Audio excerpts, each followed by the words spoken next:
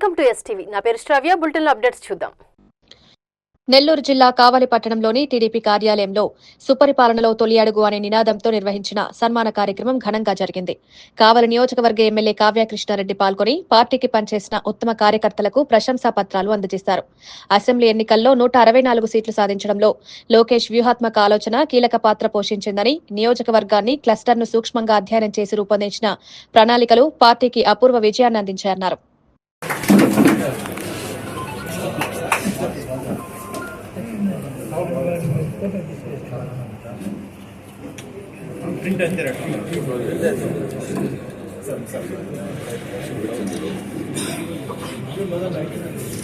Unit ఇన్ఛార్జీలు కార్యకర్త కష్టపడడానికి laminate చేసి మీ ఇంట్లో అందరూ, ఇంటి బంధువులు వచ్చినా మిత్రులు వచ్చినా అందరూ చూసే విధంగా హాల్లో దీన్ని తగిలించే విధంగా దీన్ని చూసి వచ్చినటువంటి వాళ్ళు ఇన్స్పైర్ గా భావించి భవిష్యత్తులో మేము కూడా ఇటువంటి పథకాన్ని నారా లోకేష్ బాబు గారి సంతకంతో తీసుకోవాలని ఒక ఆలోచన వచ్చే విధంగా ఈ రోజు ఈ లామినేషన్ చేసి పంపించారంటే మన తెలుగుదేశం పార్టీ ఎంత డెడికేటెడ్ గా ఒక కార్యకర్త కోసం కూడా ఎంత కష్టపడుతుందో, ఎంత ఆలోచిస్తుందో దయించి మీరందరూ కూడా అర్థం చేసుకోవాల్సిన అవసరం ఎంతైనా ఉన్నది. ఇంత పెద్ద కుటుంబంలో, ఇంత పెద్ద పార్టీలో ఎక్కడో దగ్గర చిన్న చిన్న జరుగుతున్నా వాటిని కాదు మనం ఆలోచించాల్సింది. ఈ రోజు 75 సంవత్సరాల వయసులో మన ముఖ్యమంత్రి వైద్యులు, మన తల్లిదండ్రుల ఇళ్లలో ఒకసారి చూడండి. 75 ఏళ్ళ వయసు ఉన్నటువంటి మన తల్లిదండ్రులు ఇంట్లో ఎలా ఉన్నారు.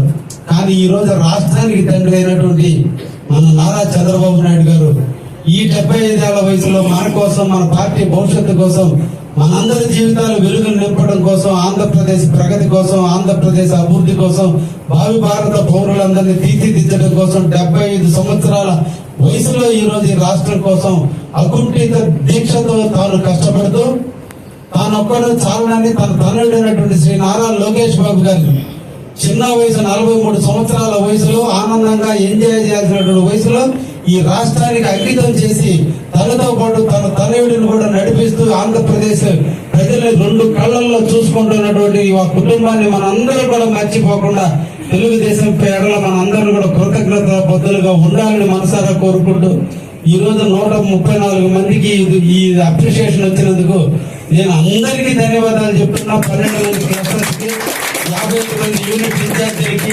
అదేవిధంగా 314 మంది బిఎల్ఏలకి అందరికీ ధన్యవాదాలు తెలియజేస్తూ, దీంట్లో చిన్న తెలివిగలవాళ్ళు రాజ్కుమార్ చౌదరి, మధుబాబు నాయుడు అందరూ బిఎల్ఏలు ఫోటోలు దిగినారు. వీళ్ళు ఫోటోలు దిగారు, వాళ్ళేమో కెమెరామెన్లుగా మిగిలిపోయారు. కాబట్టి ఈ వల్ల మీకు అందరికి రాలేదు. రాబోయే కాలంలో మీరు కూడా ఫోటోలు దిగి ఈ ఫోటోలు మైటీడీపీలో పెట్టుకునే విధంగా చేయండి అని చెప్పి ఈ సందర్భంగా అందరినీ కూడా కోరుకుంటూ అందరికీ ధన్యవాదాలు తెలియజేస్తున్నాను.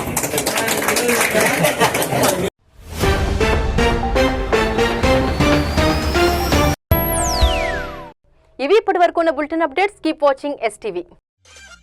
మేము చేసే వీడియోస్ మీకు నచ్చినట్లయితే లైక్ చేయండి.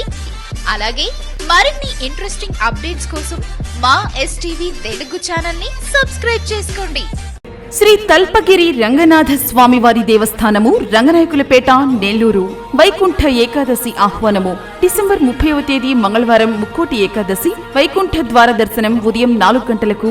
వైకుంఠ ఏకాదశి దర్శన వేళలు ఉదయం 4:30 నుండి ప్రారంభమగును. శీఘ్ర దర్శనం 1 టికెట్టు 200 రూపాయలు. ప్రత్యేక దర్శనం 1 టికెట్టు 50 రూపాయలు. జనవరి 14వ తేదీ బుధవారం సాయంత్రం 6 గంటలకు గోదా కళ్యాణం జరుగును. కావున భక్తులందరూ విచ్చేసి వైకుంఠవాసియగు శ్రీ తల్పగిరి రంగనాథ స్వామివారిని దర్శించి తరించగలరని కోరుచున్నాము. దేవస్థానం అభివృద్ధికి సహాయ సహకారాలు అందించుచున్న రాష్ట్ర పురపాలక శాఖ మాత్యులు గౌరవనీయులు శ్రీ పొంగూరు నారాయణ గారికి, రాష్ట్ర దేవాదాయ శాఖ మాత్యులు గౌరవనీయులు శ్రీ ఆనం రామనారాయణ రెడ్డి గారికి, లోక్సభ సభ్యులు గౌరవనీయులు శ్రీ వేమిరెడ్డి ప్రభాకర్ రెడ్డి గారికి కృతజ్ఞతలు. ఇట్లు ఆళ్ల శ్రీనివాసరెడ్డి, కార్యనిర్వహణాధికారి, అర్చకులు మరియు సిబ్బంది.